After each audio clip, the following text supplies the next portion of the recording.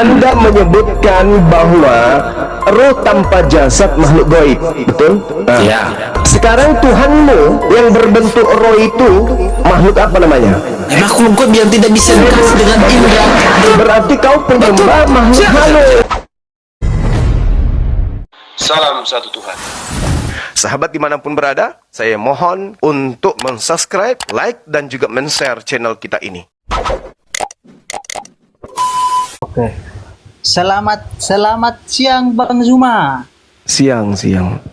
Oke, Bang Zuma udah sholat hari ini? Alhamdulillah, halas. Sudah. Oke. Di sini Bang, Abang kan orang Islam ya kan? Ya, Gua masak datang lagi, gua masak. Jadi gini Bang, kan umalnya kalian, seharusnya kalian itu mempertanggungjawabkan iman kalian. Jadi bolehkah saya bertanya tentang iman kalian? iya boleh. Karena ketika kami membahas Bible, membahas Yesus, itu sedang membahas iman kami. Karena iman kami itu mencakup semua agama, ajaran yang datang terlebih dahulu sebelum agama kami. Al-Quran itu mencakup itu semua. Jadi ketika kita membahas tentang agama Kristen, kitabnya Kristen, membahas Tuhannya Kristen, itu sedang membahas cakupan-cakupan Al-Quran. Di sini Bang Zuma, saya mau bertanya, kira-kira penciptaan Adam itu Allah menciptakan Adam itu untuk hidup di surga apa hidup di bumi? Hidup di bumi. Oke, di sini coba Abang buka Al-Quran ya. Ya, Di Al-Quran Abang buka di surat Al-Baqarah. ya. Al-Baqarah. Di ayat yang ke-35.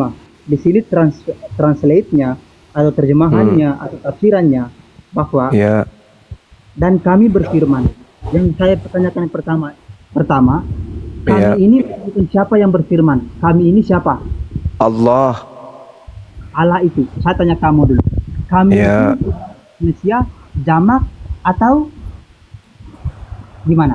Kami. Nah, Bahasa sekarang saya tanya balik dulu. Al-Quran. Enggak, sabar. Tidak, abang jawab dulu. Kami dengan saya itu jamak atau gimana? Kami itu Kalau- jamak apa hanya satu? Oke, baik. Kalau dalam pengertian rasa bahasa Indonesia, kami itu jamak, bisa juga tunggal. Bagaimana kami itu tunggal? Contoh misalnya, saya berpidato di depan teman-teman saya. Kami memutuskan untuk menutup perusahaan kita, cabang pembantu di kabupaten ini. Kami di situ saya. Kami di situ saya. Gimana Ya. konsepnya? Kami di situ saya. Ya, Kami Kami- kok saya? Kami itu menunjukkan lebih dari satu, Bang. Jadi kami itu jangan ditafsir. Di bahasa Indonesia kami itu tidak menunjukkan itu tunggal. Itu jamak, Bang. oke. Berarti Anda Tidak ada memaknai. kami itu tidak kami itu tunggal. Kami itu jamak. Oke. Berarti Anda memaknai Al-Quran kami dengan menggunakan bahasa Indonesia. Terus kenapa harus terjemah ke dalam bahasa Indonesia? Itu pertanyaan Ya. pertamanya. Itu oke. Ya. Oke, terima kasih Abang sudah jawab. Oke. Ya, nggak apa-apa lah. Saya tidak mau menentang. Nggak apa-apa lah. Oke. Kalau begitu kami itu menurut Anda adalah kami itu Allah. Oke. Berarti Allah kami. Oke, Allah kami. Kalau bilang Allah kami itu berarti definisinya seperti apa, Bang? Allah kami. Allah kami itu kata yang salah, itu pemerkosaan ilmu pengetahuan. Yang benar adalah ilah. Ilah kami. Kalau Terus mau kenapa digabung, terus kenapa Al-Quran ini diterjemahkan kami?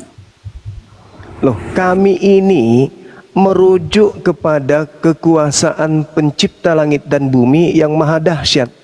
Sama seperti ketika saya berbicara kepada orang banyak dengan menggunakan kata kami. Itu menunjukkan saya punya wibawa, saya punya karisma, saya punya kehebatan yang luar biasa. Sehingga saya mengatakan kami. Kalau kami itu cakupannya kemegahan, kami itu cakupannya keluar biasaan, kami itu cakupannya kekuasaan. Ketika saya berbicara mengenai menggunakan kata kami, berarti itu cakupannya besar, luas. Kalau saya itu sempit. berbicara mengenai bagaimana sistematis dari bahasa Indonesia yang mengatakan subjek itu apa? Subjek Ya itu sekarang masalahnya Anda itu mau memaknai kitab suci saya dengan bahasa Indonesia. Masalahnya itu di situ. pertanyaan. Sementara bahasa Indonesia itu tidak memiliki kosakata untuk menjelaskan sepenuhnya tentang firman Allah. Justru itu, mengapa harus ditranslate? Lah, Mengapa supaya harus umat Islam itu paham bahasa Indonesia itu seperti ini untuk memaknai Al-Qur'an. Tapi Anda harus tahu, untuk memaknai Al-Qur'an tidak cukup hanya dengan terjemah. Sementara Anda ingin mengkritisi Al-Qur'an hanya modal terjemah, itu nggak bisa. Al-Qur'an itu bukan Bible. Oke, jadi menurut kamu Adam itu hidupnya di Adam dicipta di diciptakan di dunia. surga. Adam Kamu itu baca ini. Kamu dengar. Dan kami berfirman, wahai Adam, tinggallah engkau dan istrimu di dalam surga. Terus Dan makanlah dengan nikmat berbagai makanan yang ada di sana, sesukamu. Tetapi Ya. janganlah kamu dekati pohon itu, nanti kamu termasuk orang-orang yang zalim. Itu di surga apa di bumi? ya, makanya kamu aku jawab. bilang sabar Coba kamu dulu. jawab. Sabar dulu. Makanya aku lihat orang Kristen itu harusnya memiliki pola seperti saya belajar Bible. Saya itu ketika berbicara mengenai Bible, saya pelajari semua dulu. Dari Kejadian sampai buku Wahyu. Itu aku pelajari dulu. Saya kutuin satu-satu, baru saya berargumentasi. Tidak saya dapat satu data, habis itu wah kayaknya begini. Oh enggak, bukan begitu saya itu. Saya baca Al-Quran ini hampir Enggak, kau enggak pernah baca Quran, kau hanya baca terjemahan. Jangan kau bohong di ini. Nah, ketika Anda menilai Al-Quran, maka siapkan diri Anda untuk kemudian memiliki kapasitas untuk memahami. Terkait Nabi Adam itu diperuntukkan untuk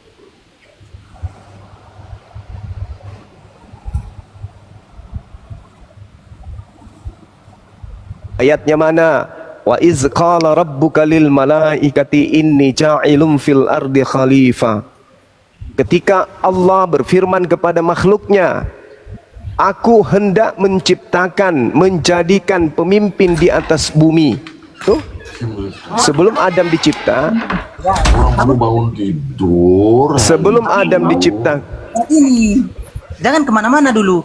Kamu dengar. Kamu dengar. Sabarnya apa dari tadi? kami berfirman. Sekali lagi Jangan- kau offset kau. Jangan Tenang lari-lari. dari sini. Jangan Diam lari-lari, dulu, jawab belum berdasarkan selesai. Astagfirullah. Diam. jadi di Al-Quran itu sebelum Adam diciptakan, Kamu Adam dengar. Dan kami berfirman, mampus. Benar dari aja. Bible aja kau nggak paham, seseorang mau bahas Al-Quran, gimana ceritanya? Izin Bang Zuma. Iya, Izin silakan, Bang. saudaraku Bang Zuma. Tadi itu dia itu tidak memahami. Sudah benar Bang Zuma mengatakan bahwa kami itu adalah sifatnya tunggal, sifatnya itu benar. Karena di sana sudah dijelaskan bahwa kami memutuskan. Kata kami itu memang beberapa orang, tapi yang memutuskan kan satu orang, mewakili semua orang. Maka di sana konotasinya tunggal. Benar sebenarnya itu Bang Zuma katakan, cuma kan dia nggak mengerti karena saudara kita itu belum pernah mempelajari filsafat itu sendiri begitu loh. Kembali lagi ke filsafat lagi gitu loh. Makanya sulit menyadarkan mereka, sulit sekali memang Bang Zuma. Harus sabar ya. Ya, mereka harus gunakan akal kalau mau sadar gitu loh. Al-Quran ini disajikan dengan bahasa Arab supaya pemilik bahasa, yaitu bangsa Arab, menjelaskan kemudian kepada orang Arab dan orang di luar Arab. Muncul si cuplis ingin mengkritisi Quran menggunakan bahasa Indonesia, ya nggak bisa lah. Al-Quran mengatakan A'udzubillahi minasyaitonirrajim Wa iz qala rabbuka lil malaikati inni ja'ilun fil ardi khalifah. Aku Allah hendak menciptakan pemimpin bernama Adam untuk mengisi bumi. Menjadi pemimpin dia di bumi. Sama di Kejadian 1 nomor 26. Aku hendak menciptakan manusia Adam serupa dengan gambar kami. Untuk apa? Untuk berkuasa ikan-ikan, burung, dan binatang melata di bumi. Itu sama. Sama. Nah, kenapa ada di surga? Ya, sebelum kemudian Adamnya itu diturunkan ke bumi, Allah kemudian menyimpan Nabi Adam kemudian di surga untuk membuktikan kesempurnaan ciptaannya. Nah, itu untuk membuktikan kepada malaikat-malaikat, ini loh makhlukku yang sempurna itu, tengoklah mereka.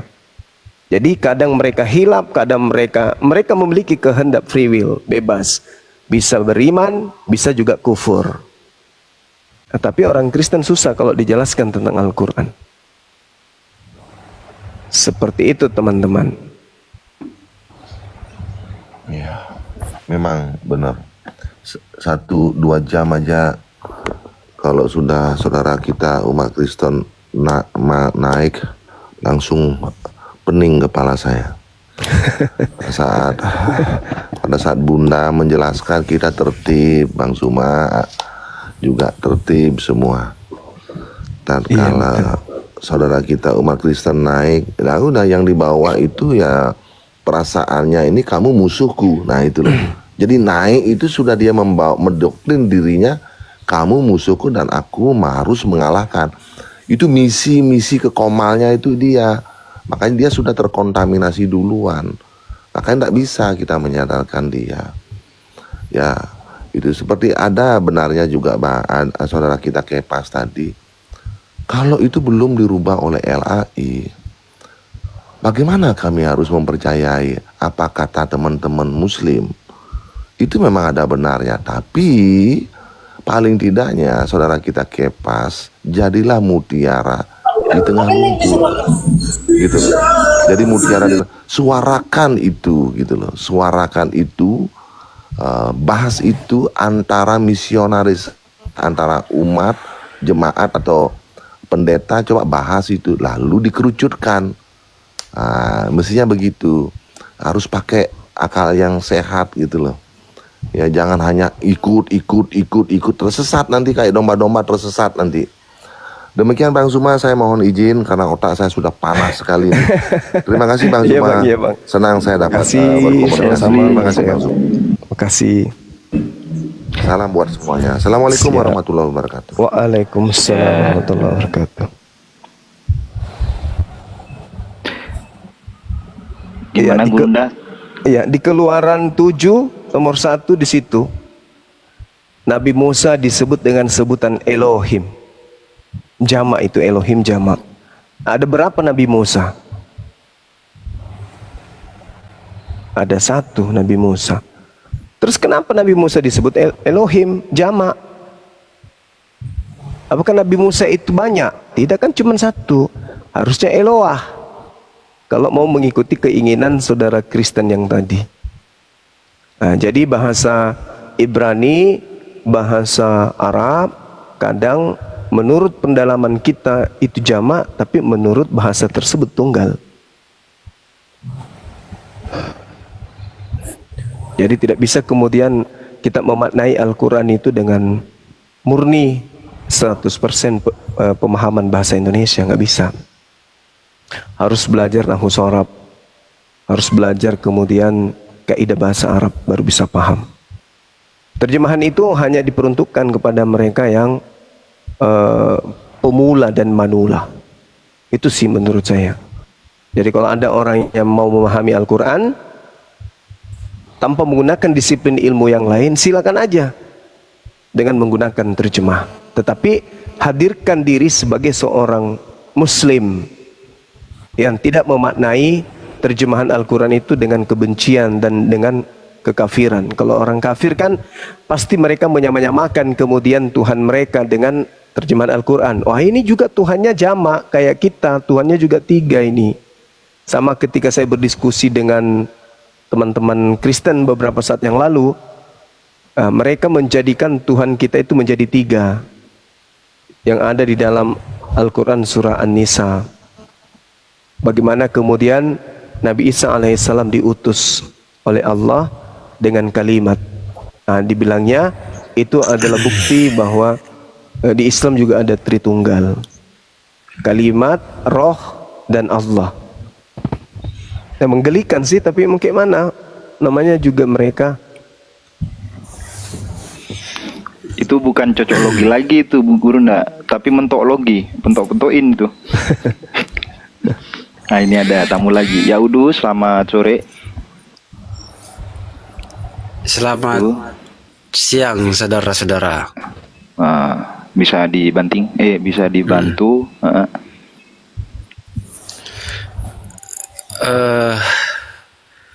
Tadi sebentar saya dengar ya tentang Tritunggal dan dibahas tentang filsafat.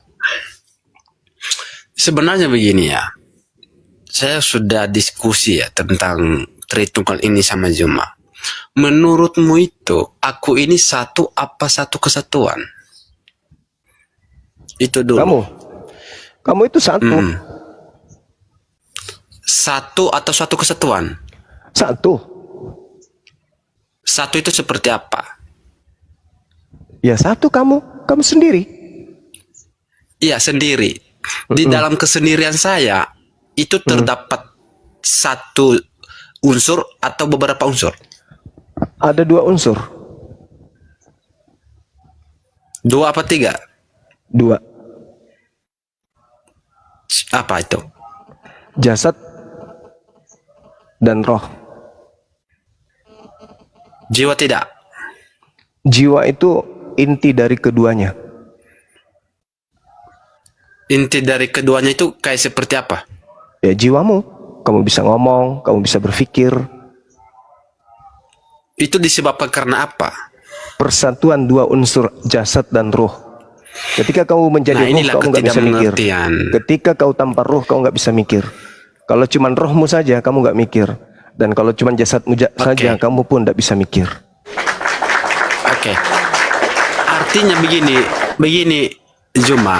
Artinya ketika ada menyatakan di dalam diri saya ada jasad dan ada ruh. Artinya Anda itu setuju kalau di dalam diri saya ini adalah satu dalam kesatuan, bukan satu. Dalam aspek Paham itu, gak? ya.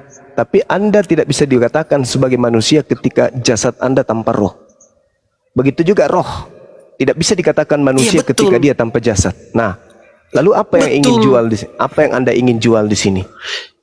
Yang saya sampaikan di sini, makanya Tuhan menyampaikan di Kejadian 1 ayat 26. Dia menyatakan, marilah kita menciptakan manusia seturut dan segambar dengan kita. Artinya apa? Gambar dan rupa Allah itu adalah ada di dalam diri manusia. Dan Alam kita harus semesta ini melihat adalah rupa. Ini penggambaran Maka, Tuhan. iya. Alam semesta ini. Iya. Iya, oke.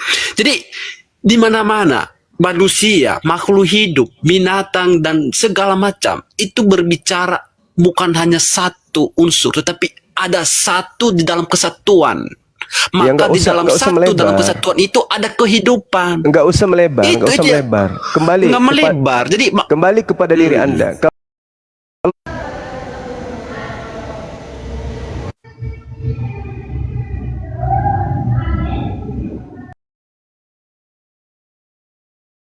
Tuhan bisa dikatakan Tuhan. Tuhan itu tidak ada asal usul. Dia itu ada.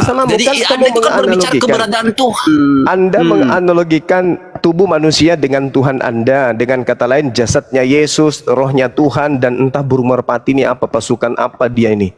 Nah saya tanya samamu, manusia tanpa jasad hanya ruh, bukan manusia.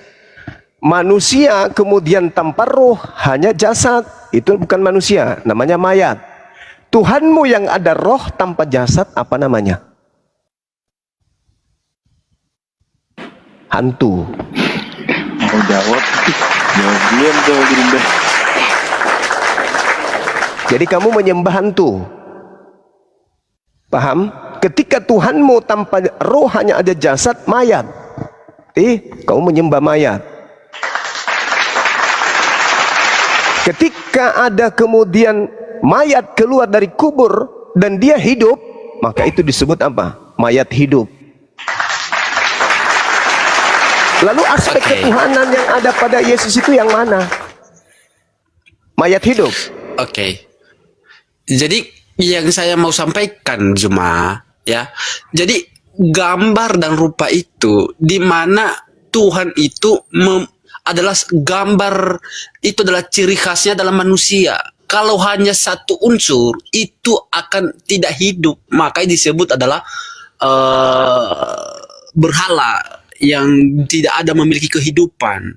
Tetapi di mana-mana di dunia ini ya, tumbuhan, manusia, makhluk hidup itu terdiri dari beberapa unsur sehingga ada kehidupan di sana.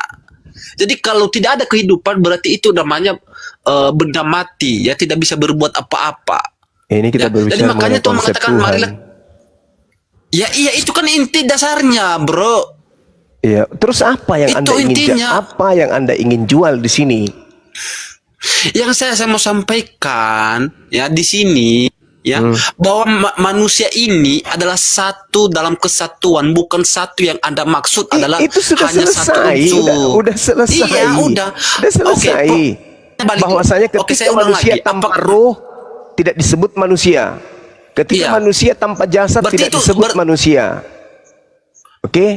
Berarti Anda setuju bahwa manusia itu adalah satu dalam kesatuan? Tidak bisa, manusia itu adalah makhluk tunggal. Makhluk tunggal itu ya sebenarnya. Saudara, ini gimana sih? Oke, mana yang Anda Tidak disebut Iya, manusia. iya, iya, Ketika saya- manusia itu, dengar, ketika jasad itu tanpa ruh tidak disebut manusia. Disebut jenazah, disebut mayat dia. Oke. Roh, Iya, ketika dia berarti tanpa artinya Anda jasad, setuju maka bahwa- dia disebut makhluk halus, bukan manusia lagi. Di mana? Apa yang Anda ingin jajakan? Apa yang Anda ingin jual di sini? Apa hubungannya dengan konsep manusia satu, manusia berpisah, roh ada 3 unsur? Apa hubungannya dengan konsep Tuhan? Nggak ada hubungannya. Adalah lebih cocok jika Anda mengatakan bahwa manusia 3 unsur sama seperti becak yang 3 roda. Itu lebih cocok. Oke. Jangan Anda larikan Saya manusia itu- terdiri dari 3 bagian, Anda cocok-cocokkan dengan Tuhan. Enggak, Tuhan enggak begitu. Oke. Tuhan itu Saya bukan mau 3 tahu unsur. Tuhan jawaban itu Bang Zuma. tidak Begini, 3 begini. pribadi. Pribadi itu makhluk, sedangkan Tuhan itu hakikat. Jangan mute. Jangan di mute. Gitu, Bung. Jadi saya mau sebenarnya di sini saya mau pengen tahu jawaban Zuma terhadap dirinya atau diri saya. Dirimu itu adalah satu atau dalam satu dalam kesatuan. Satu konsisten ya, konsisten ya. Yes. Satu, jangan berbicara lagi satu Ya, dalam saya ini kesatuan, adalah oke? pribadi tunggal yang berdiri sendiri pada diri saya sendiri. Oke. Kalau Anda berdiri sendiri berarti Anda itu mayat, betul? Kalau saya mayat, itu bukan Hah? saya lagi secara utuh, udah terpisah. Nah, artinya Gimana ketika sih? Anda mengatakan satu, Anda itu satu, berarti Anda itu sudah menjadi mayat. Setuju nggak? Itu bukan manusia. Nah, tubuhnya sudah mati karena rohnya tidak ada. Ya, Makanya, itu bukan manusia. Makanya aku bilang itu bukan manusia. iya, ketika dia manusia karena ada roh hidup yang menghidupi dia, betul? Iya, baru disebut manusia. Iya. Baru dia manusia hidup, betul? Iya, betul. Nah, ketika rohnya terpisah, maka dia disebut mayat karena rohnya tidak ada, udah pergi. Itu Maka pintar. disebut dia satu. Nah, itu pintar. Satu, Nah, kan? nah, sekarang kalau hanya roh Nah, saja. nah. Tunggu. Kalau roh saja tanpa jasad apa namanya? Oke, kalau roh tanpa jasa, ya itu adalah makhluk gaib yang Hantu. bisa kita lihat. Hantu. Ya, karena ada beberapa, gini ya. Oke ya. Oke Karena ya. ada Anda menyebutnya makhluk gaib, oke? Yang Sepakat kita tidak kita? bisa lihat. Yang pertama, Oke. Iblis- Anda mengatakan itu. Lihat, Sorry. iblis- Diam dulu. Diskusi Jangan dengan saya itu di-mute, gantian. jangan di-mute. Anda menyebutkan bahwa roh tanpa jasad makhluk gaib, betul? Betul? Nah, Ya. sekarang Tuhanmu yang berbentuk roh itu makhluk apa namanya? Ya, makhluk gaib yang tidak bisa Bagus. diidentifikasi dengan indera, dengan mata. Bagus. Jujur nih, jujur. Betul. Berarti kau penyembah Betul. makhluk Silakan, halus. silakan. Kau Silakan. penyembah makhluk halus kan? Oke. Anda tahu nggak iblis itu bisa dilihat nggak? Iblis dan semua Anda sama-sama makhluk halus. Betul? Iya, saya tanya. Iblis bisa dilihat nggak? Enggak. Oke. Nanti iblis itu bisa dilihat ketika dia masuk ke tubuhmu. Maka sekarang ini saya berdiskusi dengan iblis. Tuhan bisa dilihat enggak? Enggak. Muter-muter dor. Enggak. Mau, Jadi masih dua-duanya mau, tidak bisa datang dilihat besok. kan? Masih mau. Dari mana Anda mengatakan? Dari mana Anda mengatakan di mana iblis, di mana setan? Dari mana Anda mengatakan itu? Mengetahui itu? Iblis itu Sama-sama kan minal makhluk gaib. jinnati wan Sama-sama nas. makhluk gaib. Sabar. Saya- Iblis itu dari golongan jin dan manusia. Oke? Nah, iblis itu sesuatu yang ada, namun kita tidak bisa melihatnya. Efeknya yang kita lihat. Iblis mengajak manusia menyembah kepada selain daripada pencipta langit dan bumi. Nah, ketika kemudian pencipta langit dan bumi ini Anda katakan sebagai makhluk gaib, ya sebenarnya Anda itu bukan manusia biasa. Anda itu manusia super alias iblis. Coba Anda sadari diri Anda. Siapa yang mengajarkan Anda berbicara bahwa pencipta langit dan bumi adalah makhluk halus? Siapa yang ngajarin? Konsep agama yang mengantarkan Anda mengatakan itu. Karena Anda terjebak di dalam konsep bertuhan yang diajarkan oleh setan, iblis. Oke, saya nambahkan ya, izin saya tambahkan. Ya, silakan. Begini, untuk Boleh. teman-teman Kristen, kalau ada yang mau Saya menanggapi, tambahkan. ya, yang penting jangan dua-duanya ngomong gantian ya. Ya Adu, Oke, diam dulu kau. Bro. Lanjut, Ardian, lanjut. Bro Kristen izin ya nambahin ya gua ya. Oke. Ajaran Kristen pagan. Sekarang saya tanya sama Zuma. Ajaran lu sebagai Muslim lu pagan bukan? Enggak. Kami enggak pagan. Pagan itu penyembah selain daripada pencipta sembayangmu langit dan hadapnya bumi. kemana? Oke. Kenapa? Sembayangmu hadapnya kemana? Sembayang lu Menghadap hadapnya ke kemana? Ka'bah, menghadap ke kiblat. Oh, batu hitam itu berarti ya? Iya, kami menghadap ke sana. Kenapa?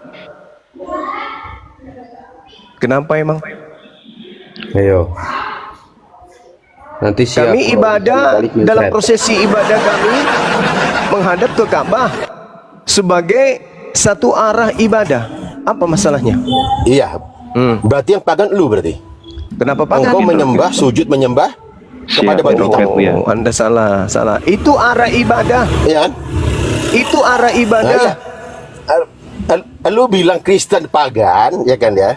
Ya, Lu karena bilang menyembah Kristen manusia, pagan. menyembah roh. Nah, sekarang saya balik.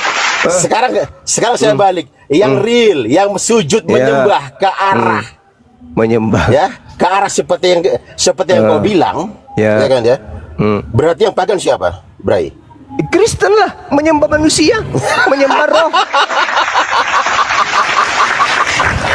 Udah jelas ya. Lu tadi sebutin ke arah kiblat sesuai katamu. Kiblat ke arah kemana, kepada siapa, subjeknya, objeknya jelas. Udah clear. Sekarang saya tanya. That's clear, man. Ketika That's clear, man. Anda Lu bilang sabar, lu menyebabkan. sabar. Oke, saya sudah paham itu. Sekarang ketika Anda mendasari itu, kemudian menuduh kami pagan, setiap Anda ibadah, Anda menghadap ke batu sakarnya pendeta yang ada di depan saudara. Bolehkah saya mengatakan bahwa Anda menyembah batu sakarnya pendeta? Ngapain? Hei, Anda menghadap ke pendeta kan setiap hari Minggu? Bray, Anda berdoa menghadap ke pendeta. Hei, Anda berdoa Bray, buktinya menghadap ke pendeta setiap hari Minggu. Sepalanya- Jangan Anda memperbodoh diri. Anda Santai, memaknai kami menghadap ke Ka'bah, menyembah Ka'bah. Anda memaknai seperti itu. Wih, setiap hari Minggu pendeta di depan Anda menghadap ke pendeta. Punya tai di perut, punya pantat, oke, punya biji sakar, dan Anda beribadah mengatakan menghadap ke sana. Belum pernah saya melihat gereja jemaatnya menghadap ke samping, pendetanya di samping. Belum pernah. Di belakang gereja juga ada rumah penduduk. Di rumah penduduk itu ada rumah sekolah, ada kantor-kantor, ada toilet. Anda menghadap ke situ, nyembah toilet rupanya. Pak Yadu, kalau tidak izin mau masuk seperti si Jemaah. Ardian, Izin ya. masuk Jemaah. Iya, bentar-bentar Pak Yadu, kalau izin. tidak mau seperti si Ardian, saya buang ke tong sampah. Jangan kayak gitu ya, tetap kondusif. Lanjut ya, Adu, silakan. Lanjut. Assalamualaikum. Enggak, sebenarnya begini. Waalaikumsalam warahmatullahi wabarakatuh. Abang Ya, Dadi. silakan deh, silakan. Kasih data Iya. dulu beliau ini. Oke, izin masuk ya. Menyempurnakan sebentar. Yang Bang Yauduhu, sebentar. Tadi ada tuduhan menyembah ke arah atau sujud ke arah batu itu sebuah pagan ya. Jadi kalau ada ilmunya aja sedikit, kalau kita Google aja Yahudi berdoa. Yahudi ini mereka keturunan nenek moyang Yosua. Ibrahim. Mereka ini punya arah kiblat untuk berdoa. Ini dari nenek moyang mereka. Memang kalau mereka berdoa, walau mereka nggak ada di Yerusalem, mereka akan berdoa ke arah tanah Bait suci. Iya. Nah, sampai jilat-jilat, cium-cium juga. Saking mereka, memang ini ciri-ciri samawi. Ciri-ciri perintah Tuhannya itu memang kalau berdoa itu mentauhidkan arahnya juga. Nah, yang doanya nggak ada arah itu pagan. Silakan. Apa Bang Jibril, apa? Disambung Bang Zuma. Silakan. Siap, Bang Jibril, Masya Allah. Gurunda izin sebentar. Abang Buset, selamat siang. Abang Buset, pasienku yang terkasih. Bang Buset, buka mute-nya Bang. Boleh izin masuk. Bentar, iya saya sapa dulu bentar, sabar. Ini saudara Anda nih, Bang Buset dari Kristen. Silakan Abang Buset dibuka mute-nya Bang.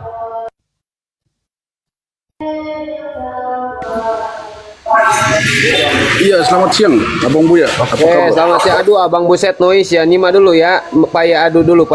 Nyimak dulu abangku. Lanjut Pak Yadu.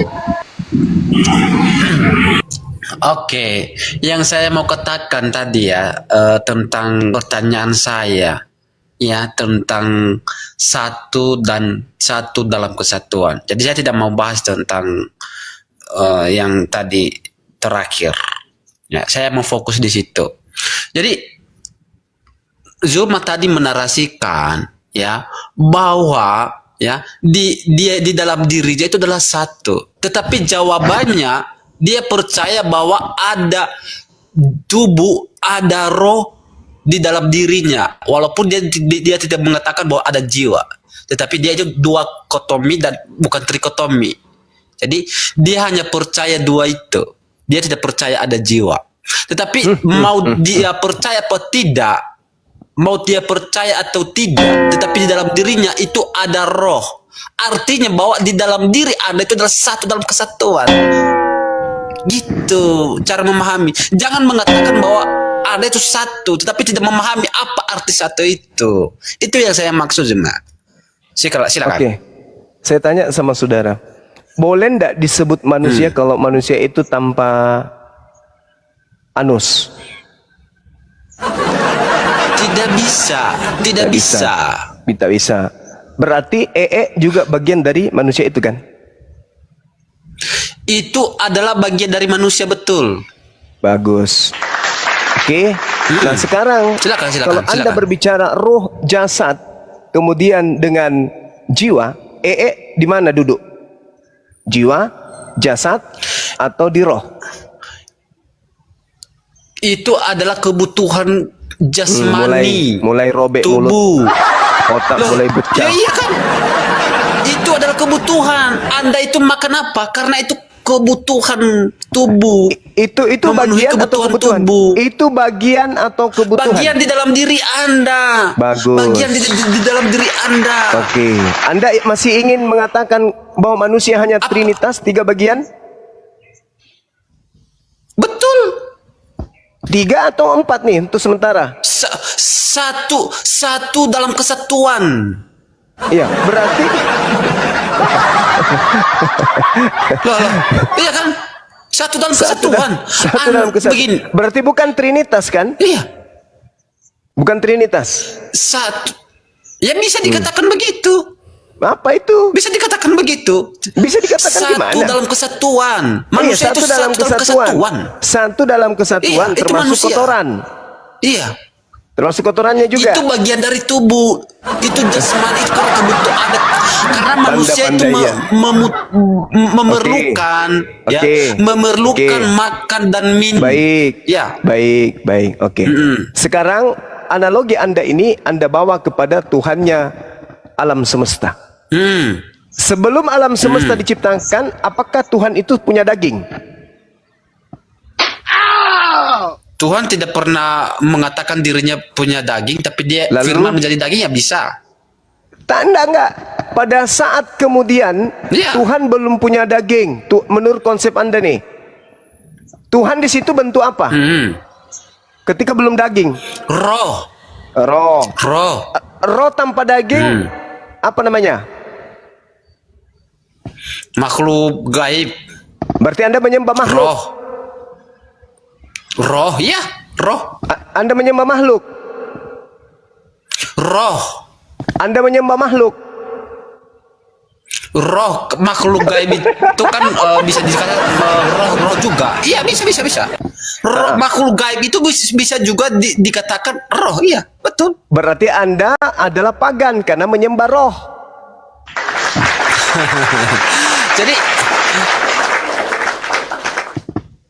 Jadi begini coba ya. Jadi Anda tidak bisa membedakan mana yang disebut konfirmasi dulu, konfirmasi dulu. Benar, berarti pagan ya, udah iblis ya. Jangan di mute ya. Jadi Anda tidak bisa membedakan mana itu Tuhan dan mana itu iblis, sehingga Anda menyatakan makhluk gaib itu adalah iblis atau roh halus. Ya, jadi Anda menyimpulkan, jadi Anda tidak bisa membedakan. Roh itu makhluk halus. Dan Anda mengatakan Tuhan Anda adalah roh. Berarti Anda ini penyembah makhluk halus, betul? Animisme. Penyembah roh, iya. Yang tidak memiliki daging. Ya itu namanya animisme, penyembah roh. Tuhanmu itu seperti apa? Jelaskan. Tuhanmu itu seperti apa? Tuhanmu seperti wujudnya apa? tidak bisa dijelaskan karena dia bukan makhluk. Nah, jadi artinya Tuhanmu tidak bisa dijelaskan, artinya tidak masuk di dalam akal. Kenapa nggak masuk dalam akal? Kenapa nggak bisa masuk dalam akal? Artinya Anda mempertuhankan yang tidak Anda ketahui, yang tidak mengetahui kuasanya. Betul nggak? Sabar dulu. Maksud pengetahuan Anda itu apa? Anda menyembah sesuatu yang tidak diketahui. Maksudnya kata ketahui berasal dari kata tahu. Maksudnya apa? Ya, yang saya mau katakan, Anda itu menyembah Tuhan yang tidak diketahui kuasanya, yang tidak bisa diketahui keberadaannya. Maksudnya Tuhan yang tidak diketahui itu maksudnya nggak tahu tangannya, kakinya gitu. Maksudnya keberadaannya, kuasanya itu. Alam semesta ini tadi Anda sampaikan, kesempurnaan jasad kita ini masih kurang. Loh, baru muncul abad ke-7. Loh, lucu ente. Lucu Anda. Iya, baru muncul abad ke-7. Udah diciptakan dunia baru muncul. Berarti Tuhanmu baru muncul abad pertama. Ketuhanan Kristen itu didasari dari kitab Perjanjian Lama, di mana itu adalah dasarnya. Sebelum Masehi berarti. Itu ya. begitu. Itu Berarti adalah nanti bukan hanya dari abad pertama Juma. Tapi dari itu mana? adalah sinkron atau berkesinambungan dari perjanjian lama. Itu perjanjian lama digenapi dari berarti perjanjian 14 baru tahun, tahun 14 abad. abad pertama. 14 abad sebelum abad pertama sebelum Masehi berarti. Nah, sebelumnya Tuhanmu apa?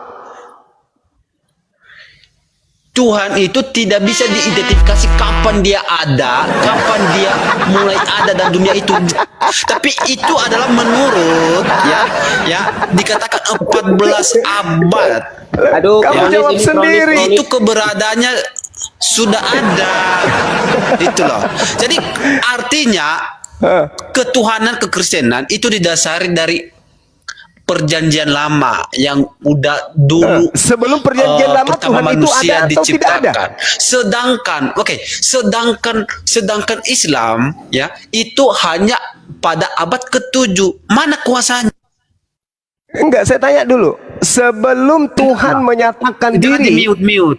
sabar. Sebelum Tuhan menyatakan diri kepada para nabi, Tuhan itu bentuk apa? Roh. Mantap ya? Tuh. Ya loh. Berdasarkan ya Yohanes mengatakan Tuhan berbentuk roh. Tuhan itulah roh, sembah dengan roh, menyembah dengan dalam itu roh kitab dan saudara. kebenaran. Itu kitab saudara. Itu. Nah, itulah Tuhan kami. Iya, saya tanya Kalau sama Tuhannya saudara. cuma zat. Kalau Anda mengatakan Tuhan Ya kan? itu berbentuk roh, berarti Tuhan itu makhluk halus. Ya, roh yang tidak bisa memiliki daging, yang tidak memiliki ini. Betul. Berarti benarlah tema ini kalau Kristen itu pagan karena penyembah roh-roh. Pagan itu seperti apa? Ya, menyembah makhluk. Anda bisa membedakan enggak? Jadi Menyembah artinya makhluk. begini Juma. Menyembah sesuatu di luar daripada Khalik, pencipta. Kutanya samamu dulu. Yang kita Bung, sabar. Di dalam kitabmu di Wahyu 5 nomor 6, di situ ada berapa roh Tuhanmu? Roh Tuhanmu di situ ada berapa roh? Satu dalam kesatuan. Satu Nah, dalam saya tanya, kesatuan. baca kitab Wahyu nomor 6. Ada berapa roh Tuhanmu? Ya, satu dalam kesatuan. Enggak, baca dulu Wahyu 5 nomor 6. Ya, silakan baca kalau mau kasih itu. Kenapa saya disuruh? Di dalam kitabmu Wahyu 5 nomor 6 diterangkan bahwa Tuhanmu yang berbentuk roh itu ada 7. Berarti Tahu kamu nggak ini 7 itu dari mana, Juma? Berarti kamu ini penyembah roh-roh. Karena lebih dari 1. Zuma. Berarti bukan cuma 1 roh, 7 Tahu roh. nggak 7 itu? Roh-roh. Berarti penyembah roh-roh.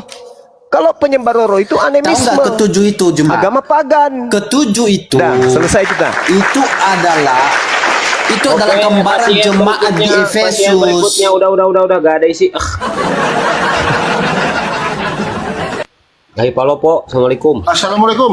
Waalaikumsalam warahmatullahi. Masya Allah. Host, ini goyang lagi Komal, host. Aduh, goyang emang pembahasan berat.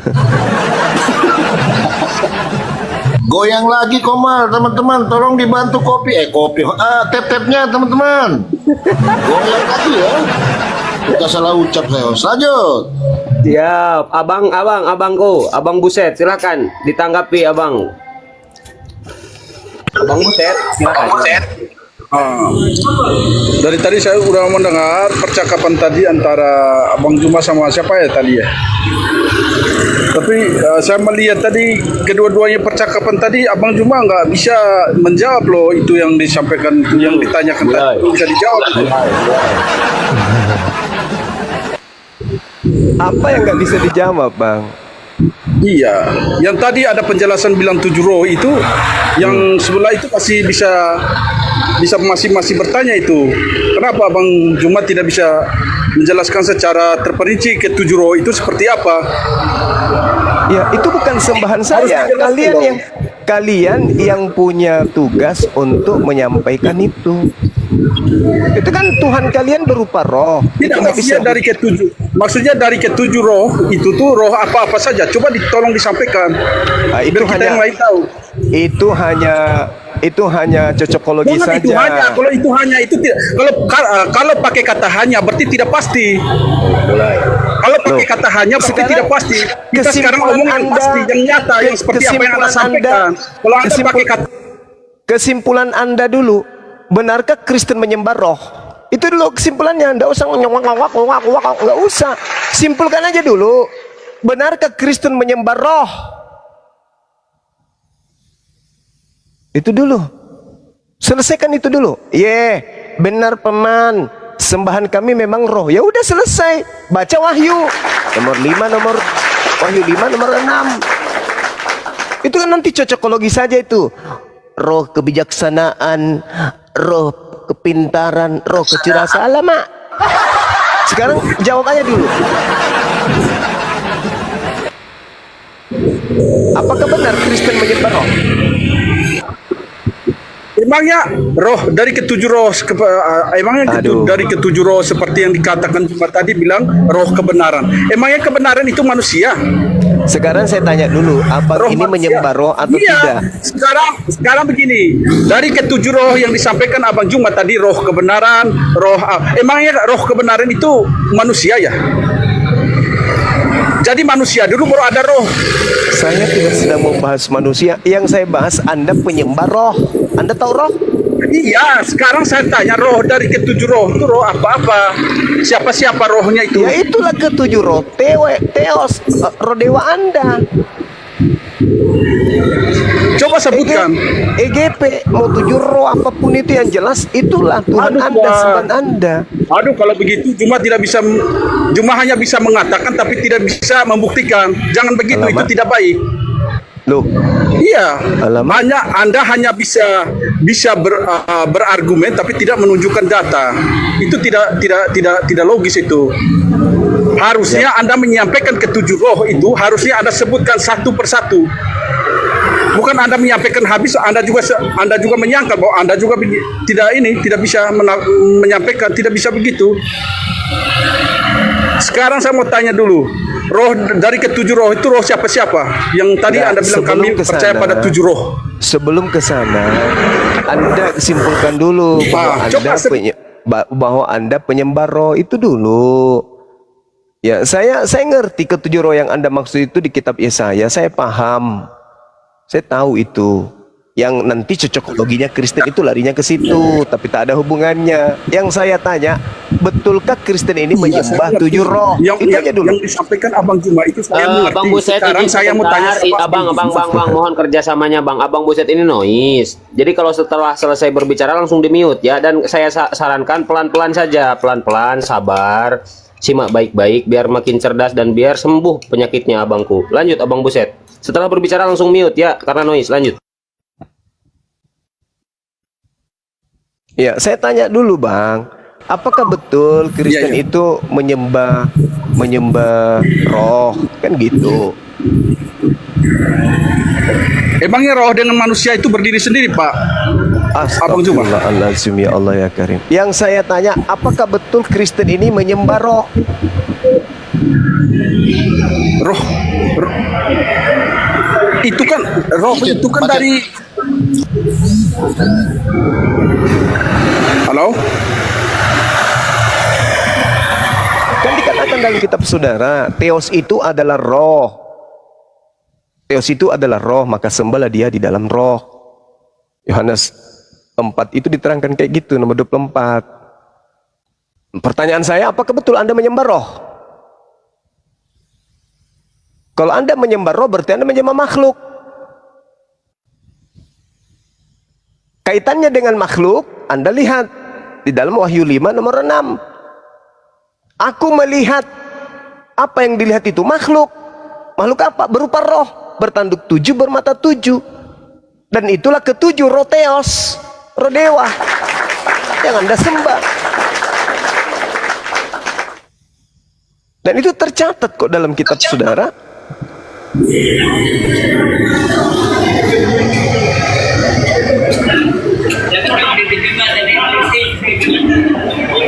Jadi kesimpulannya Kristen itu menyembah roh-roh menurut Wahyu 5 nomor 6 gitu loh Bang.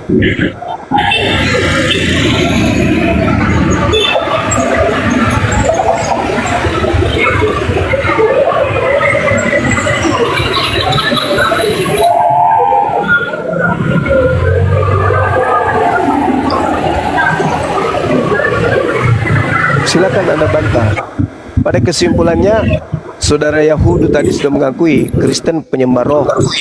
Malah dia lengkapi dengan roh halus, roh gaib. Dah, selesai.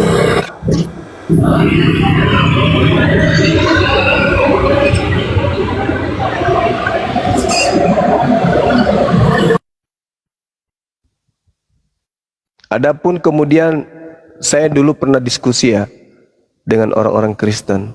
Oh, 7 roh yang dimaksud di situ adalah Efesus, jemaat yang ada di Smyrna, kemudian jemaat yang ada di Sardis, Philadelphia, Laodikia dan seterusnya. Ya, tapi pernyataan penulis Wahyu tidak begitu. Penulis Wahyu mengatakan aku melihat. Berarti penulisnya melihat. Melihat apa? Wahyu. Roh. Seperti apa bentuknya? Bertanduk 7 bermata 7. Lalu dijelaskan inilah ke-7 roh dewa yang diutus ke bumi. Nah, kalau kita mau cocokologi, coba Anda baca di dalam Matius 12. 7 roh jahat yang masuk ke dalam diri seseorang yang bertaubat. Di mana roh jahat ini berasal dari padang gurun, padang yang tandus, merasuki kemudian orang yang bertaubat. 7 roh jahat ini masuk ke dalam dirinya sehingga dia semakin menjadi jahat. Lalu ia keluar dan mengajak 7 roh lain yang lebih jahat daripadanya dan mereka masuk dan berdiam di situ, maka akhirnya keadaan orang itu lebih buruk daripada keadaannya semula. Demikian juga akan berlaku atas angkatan yang jahat ini. Jadi kalau saya mengartikan ini, pada saat masa Yesus, orang yang seangkatan Yesus, ada orang yang kerasukan 7 roh setan.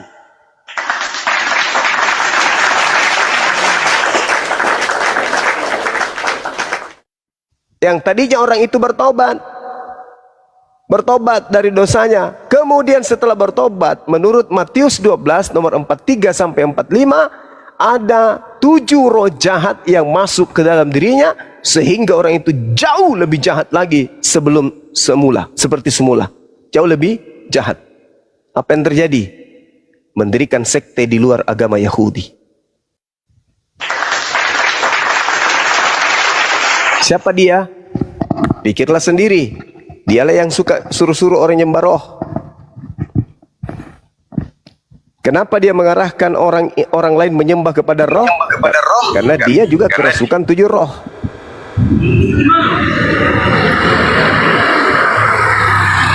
Maka muncul pertanyaannya, siapa orang yang seangkatan Yesus yang kerasukan 7 roh setan?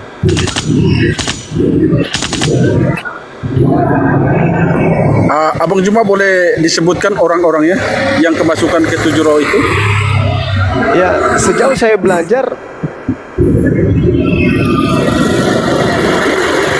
orang yang mengajarkan tentang angkatan jahat, orang yang mengajarkan tentang bangkit pada hari ketiga. Oh, yang ditujuk berarti kesimpulannya berarti Abang Juma tunjukkan kepada Yesus ya? Yesus justru yang mengajarkan bahwa apabila roh jahat keluar dari manusia, ia pun mengembara ke tempat-tempat yang tandus mencari pemberhentian, tetapi dia tidak menemukannya.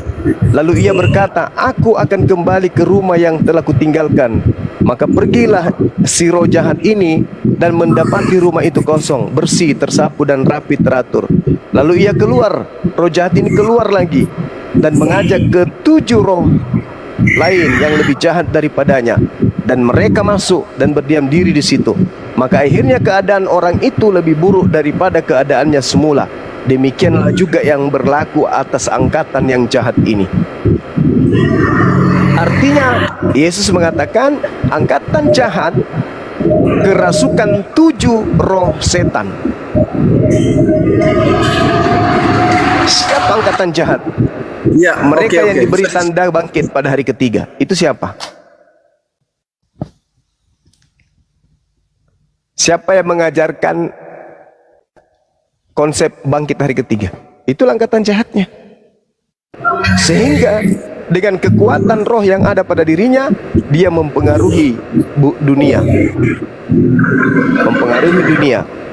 untuk menyembah kepada makhluk roh.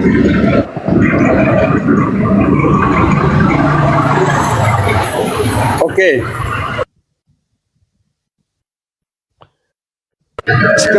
Kesimpulannya Anda cari aja dulu siapa yang mengajarkan menyembah kepada roh, siapa yang kerasukan 7 roh pada zaman Yesus, dan siapa angkatan jahat yang dimaksud oleh Yesus. Itu aja dulu Anda cari. Kalau Anda sudah temukan itu, Anda akan tahu Anda ini siapa, diri Anda itu siapa sebenarnya.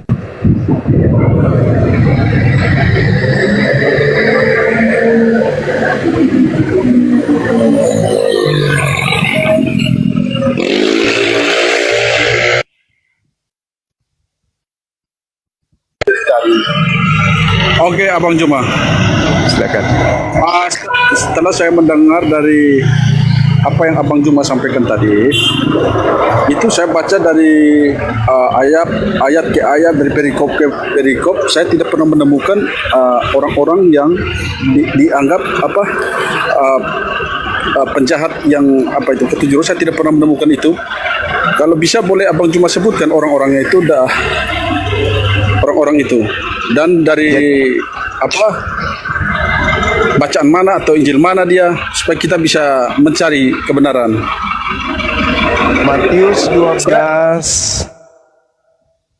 Matius 12 nomor 38.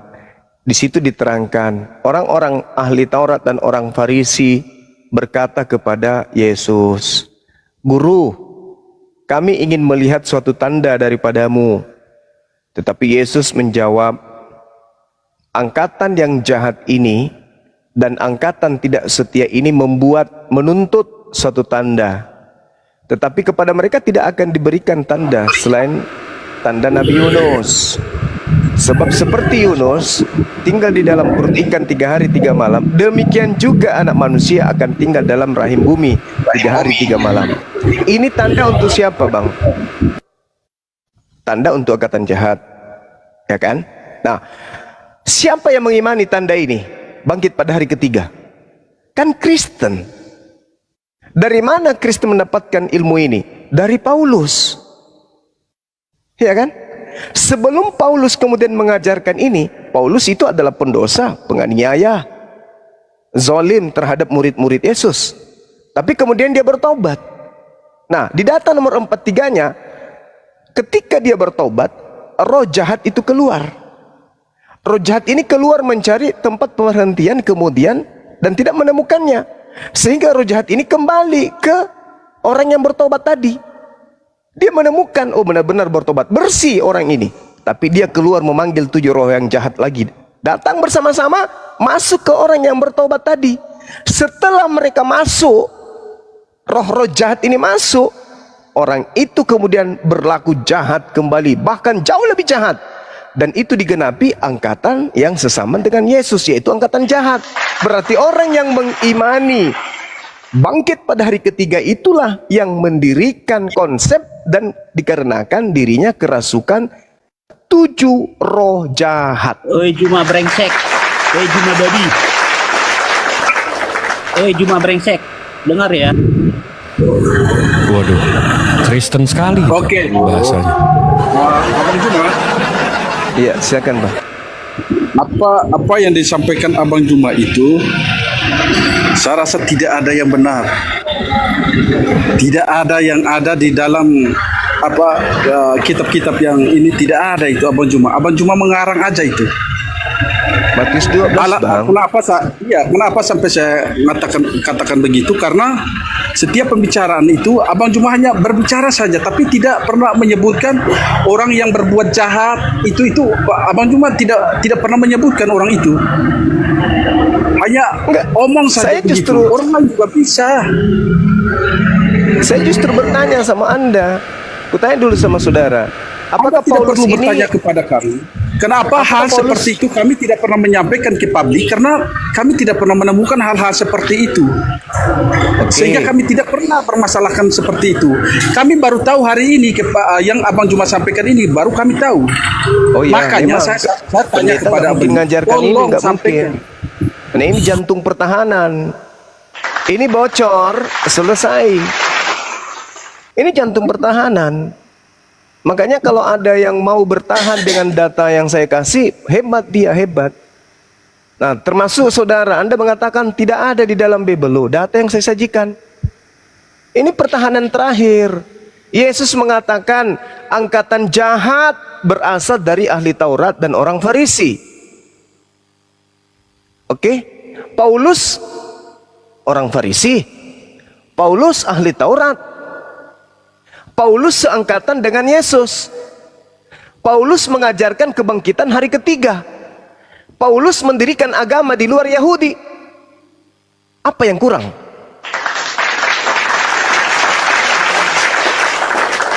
Apa yang kurang, Bang? Kalau bukan Paulus, tolong tunjukkan kandidat yang lain. Apa yang didirikan kandidat itu? Seangkatankah dia dengan Yesus? Berasalkah dia dari orang Farisi? Apakah benar dia ahli Taurat? Mengajarkankah kebangkitan hari ketiga? Siapa namanya? Tak ada kan? Hanya Paulus kan? Kecuali ada yang lain. Kalau ada silakan sebutkan nama.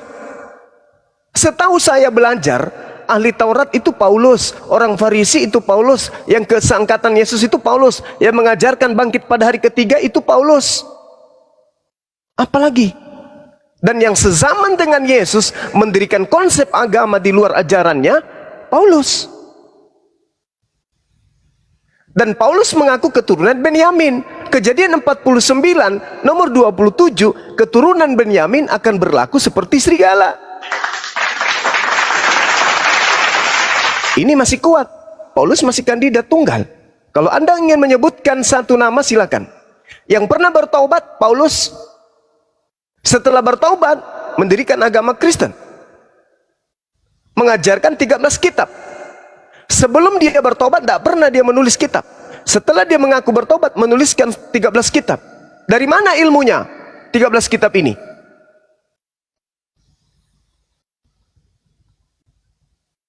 Jadi kalau saudara Kristen mampu menunjukkan kandidat selain dia, silakan mari kita bedah.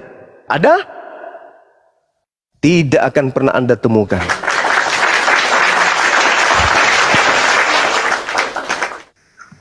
Izin saudaraku. Iya, silakan, Bang. Siap, Pak Sair, Daeng. Assalamualaikum, Daeng Handi. Waalaikumsalam. Ya. Waalaikumsalam, lanjut. Ini sepertinya ajaran baru dalam ajaran Kristen, sama seperti Trimurti menjadi Tritunggal. 7 roh. 7 roh pun ada di ajaran saya, yaitu 6 sifat buruk. Sifat bukanlah roh. 6 sifat buruk dinamakan di kita adalah sadripu. 1. Hawa nafsu. 2. Tamak. 3. Marah. 4. Bingung. 5. Mabuk-mabukan. 6. Iri hati. Ini bukan roh. Makanya ini kok semakin hari saya mendengar di komal-komal ini kok banyak plesetan-plesetan atau ajaran-ajaran baru yang dijiplak begitu. Sudah Tuhan kami yang dijiplak, sekarang ajaran kami dijiplak dipersama-persamakan. Ini akan rancu nih ajaran-ajaran baru ini. Ingat, sadripu itu adalah sifat buruk. Buruk identik dengan sifat iblis atau setan, ya. Yang seperti yang saya jelaskan tadi itu. Makanya saya harap janganlah dibuat ayat-ayat baru yang akan membingungkan kalian. Benar seperti Bang Zuma katakan, bahwasanya umat Kristen itu berperang dengan kitabnya sendiri, bukan dengan yang lainnya. Terima kasih. Oke, Masya Allah. Siap, Pak Sair. Abang Da, Dewa. Assalamualaikum, Bang Da. Waalaikumsalam warahmatullahi wabarakatuh. Akhiri kok, Assalamualaikum. Ada. Silakan Abang Musik Buset. gimana ini musik? Waalaikumsalam. Terusin dulu tadi itu sama Bang Buset, diseru tuh. Lanjut dulu. Iya. Rujukan kita kemudian, kalau kami umat Islam kan jelas tuh, orang-orang sesaman dengan Nabi yang datang di tengah Bani Israel, membuat makar, tipu daya, muslihat. hasil daripada tipu daya muslihat melahirkan sebuah konsep yang berbeda dengan ajaran para nabi. Kristen hari ini dengan Yudaism hari ini, apakah sama? Berbeda. Tapi mereka menggunakan akar yang sama menurut pengakuan Kristen dengan adanya bekal berupa kitab yang mereka sebut Perjanjian Lama yang berasal dari terjemahan dari kitab Tanak. Nah, sekarang yang menggunakan original teksnya Yudaism, mereka hanya menggunakan terjemahan saja sebagai pelengkap dari kitab yang mereka katakan Perjanjian Baru. Kira-kira kedua agama ini, kedua kepercayaan ini yang benar yang mana? Pemegang kitab asli atau pemegang terjemahan saja? Dari situ aja kita sudah bisa memecahkan masalah ini. Yang kedua, ketika Al-Quran mengatakan aku akan membalas tipu daya mereka, artinya harus ada pembalasan yang nampak. Karena Tuhan mengatakan aku akan mengazab mereka di dunia. Berarti azab itu harus nampak. Nggak bisa tidak, karena Tuhan yang mengatakan. Nah, dari perspektif kacamata Islam, orang yang diazab adalah orang yang hatinya buta. Summum bukmun umyum fahum la yarji'un. Buta hatinya, tuli,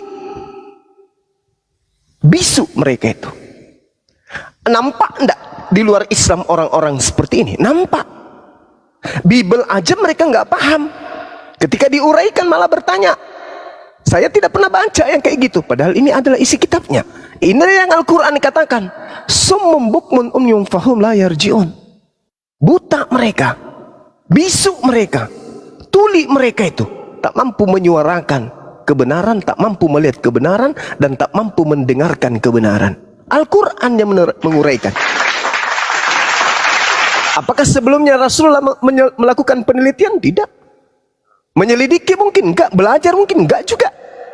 Lalu dari mana? Ya, dari Sang Pencipta yang Maha Melihat, yang mengabarkan kepadanya.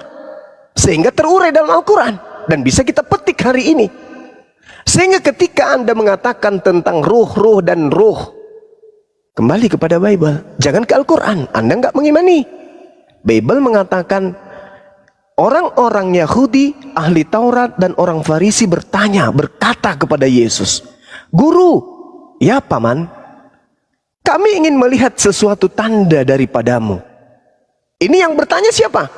Angkatan jahat. Lalu Yesus menjawab apa? Angkatan jahat ini minta satu tanda. Coba.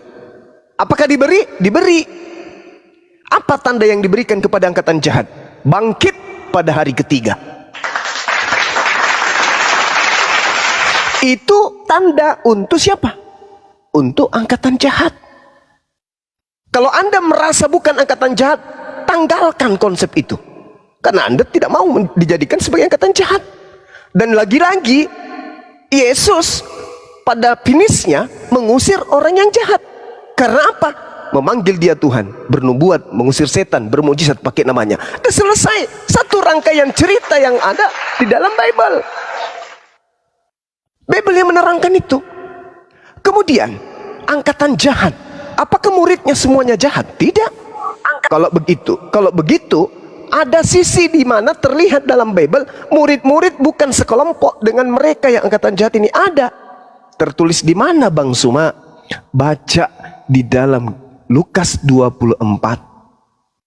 Apa yang terurai? Ya lihat bagaimana respon murid-muridnya 11 murid ini ketika diketahui informasi bahwa hilang Yesus dalam kuburan. Apa respon mereka? Si murid Petrus mengatakan apa? Setelah dia pagi-pagi tidak percaya kepada pemberitaan Maria bahwa jasad manusia gurumu itu dalam kubur sudah hilang. Petrus tak percaya. Murid-murid yang lain tidak percaya. Tapi angkatan jahat percaya enggak?